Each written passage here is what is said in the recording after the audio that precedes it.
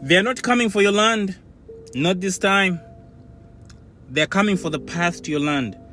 And once they own the roads, the rails, the shipping lanes, the ports, they don't need to own your products because they will own your movement. That's how the new game is being played. Let me be more specific. You probably had the names BlackRock, Vanguard, DP World, China Merchants Port, Dubai Ports, even Maersk and MSC. They're snapping up ports like they're on clearance. Mombasa Port in Kenya, China got a grip. Lamu Port, same story. Djibouti Port, leased long term. Ghana's Tema Port, major stake sold. Kingston, Jamaica. The port's operations are now controlled by China Merchant Port. Freeport, Bahamas.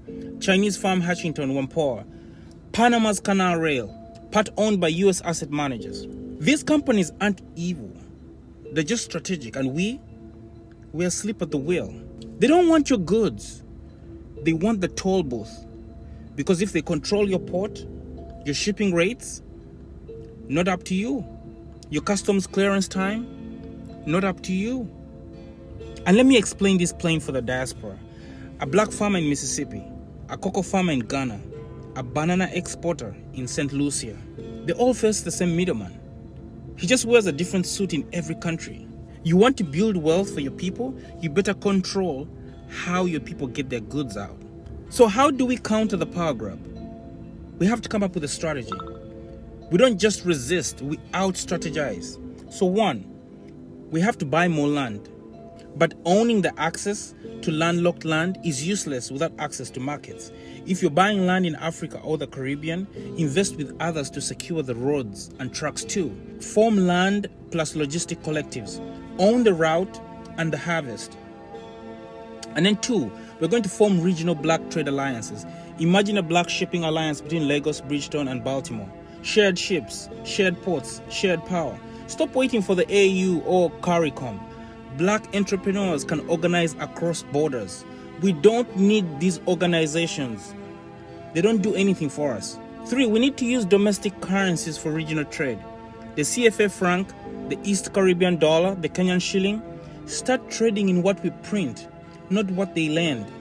I repeat, not what they lend. No more selling cassava in dollars. That's just crazy. Regional trade should be in our money. And then four, we need to tax foreign firms that don't reinvest.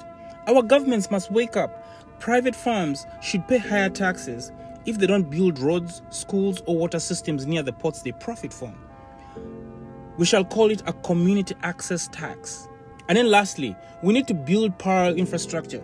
Just like we've built alternative media, we need alternative ports, smaller regional ports, black-owned logistic parks, inland dry ports, all owned by us. This is how we leverage small to control big. So, before I go, they're not buying routes. They're buying influence. They're buying leverage.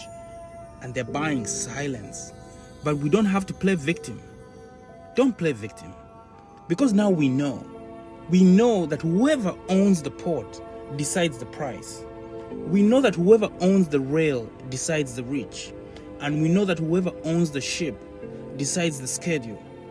I mean, we can complain or we can coordinate. They're building a future where freedom comes with a shipping fee.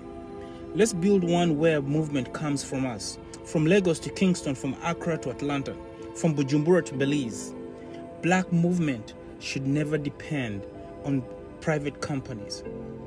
Black movement should always depend on you. Let's move.